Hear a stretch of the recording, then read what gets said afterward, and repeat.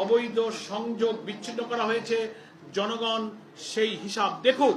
আমাদের প্রস্তুত করা তারেক রহমানরে জামাত যেই কথাটা বললেন প্রকাশ করার জন্য, এটা কোনোদিন বিএনপি প্রকাশ করবে না, কারণ প্রতিটা জায়গা বিক্রি করে ফেলাইছে বিএনপি। এইটা প্রকাশ করতে গেলে বিএনপি থাকবে না। শুনেন, চ্যালেঞ্জের জবাবে আমাদের প্রস্তাব, মাননীয় প্রধানমন্ত্রী আপনি বলেছেন পরিকল্পনা দিন।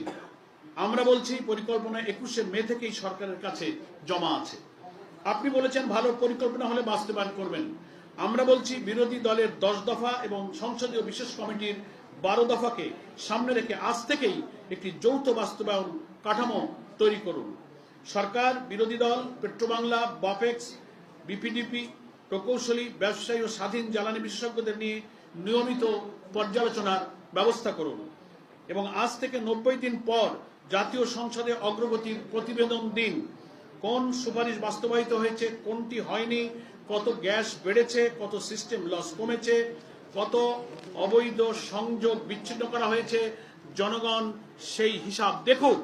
আমাদের প্রস্তুত করা খসড়ায়ও 90 দিন পর অগ্রগতির প্রতিবেদন সংসদে উপস্থাপন এবং বিরোধী দলের সদস্য সহ বিশেষ